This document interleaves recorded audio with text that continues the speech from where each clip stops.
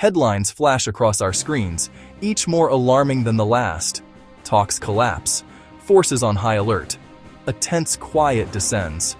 For months, tensions have simmered between the United States and Iran. Now, the pot is boiling over. Welcome to the Multiverse POV. When careful statecraft gives way to blunter instruments, we must ask a difficult but necessary question. What if the steady drumbeat of escalation leads to its logical, terrible conclusion? What if the United States formally declares war on Iran? This forces us to confront a future filled with profound risks and cascading consequences. The path from a single decision to a regional conflagration is shorter than many imagine. We must consider not just the initial strikes, but the ripples that would spread across the globe. The choices made would reverberate through global markets, international alliances, and the lives of millions. This is a scenario with no easy victories, where a breakdown in communication can unleash forces that are difficult, if not impossible, to control. War is a profoundly human endeavor, marked by suffering and loss.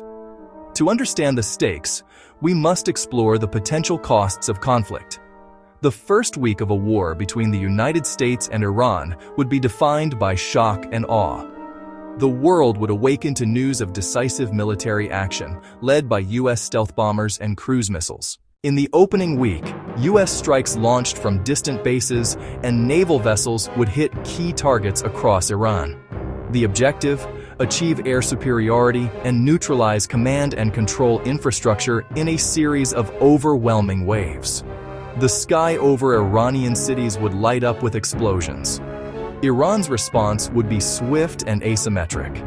Unable to match the U.S. conventionally, it would leverage its other strengths, launching ballistic missiles at U.S. bases and activating its network of proxy militias across the Middle East. The Strait of Hormuz, a critical oil choke point, would become an active war zone. Iran could threaten tankers, sending oil prices soaring. The global reaction would be frantic diplomacy, with European allies calling for a ceasefire. Meanwhile, regional powers like Saudi Arabia and Israel would brace for retaliatory strikes. For civilians on the ground, the first week would be a terrifying ordeal. In Iran, people would huddle in their homes, listening to sirens and distant explosions, with access to outside information restricted. In neighboring countries, citizens would watch with growing anxiety, fearing the conflict could spill across their borders. The human cost would mount from the fear and disruption that war inevitably brings. After 1 month, the conflict would settle into a brutal, expanding rhythm. Though U.S. airstrikes would degrade Iran's military, the war would be far from over, transforming into a multi-front regional struggle. Iran would mobilize its proxy forces. Hezbollah could draw Israel into a major conflict, while Houthi rebels attack shipping.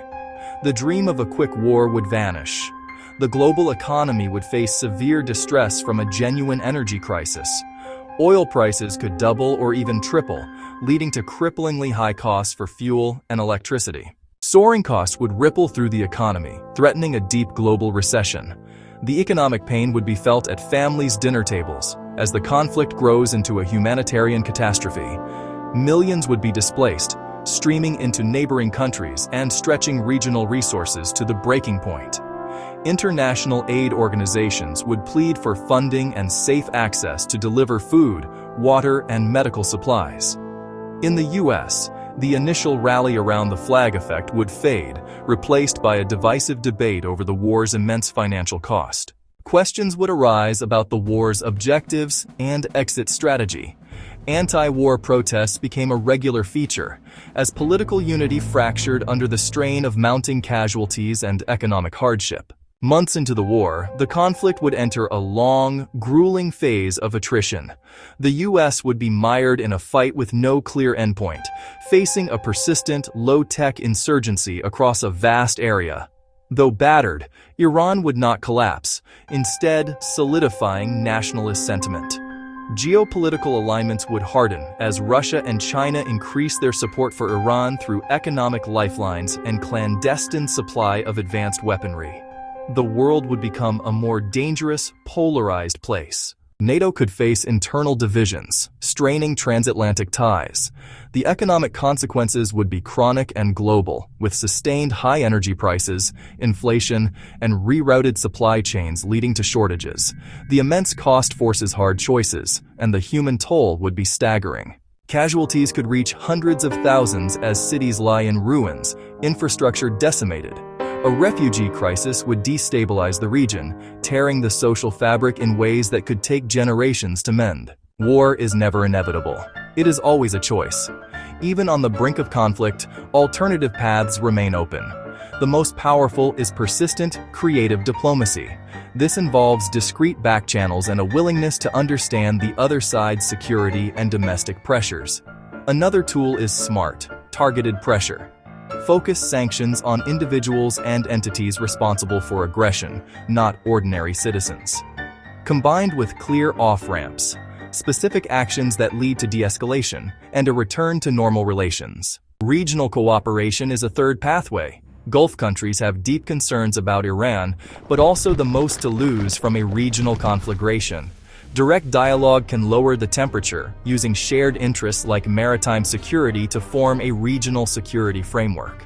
Preventing war also requires a long-term vision, supporting international agreements and diplomacy.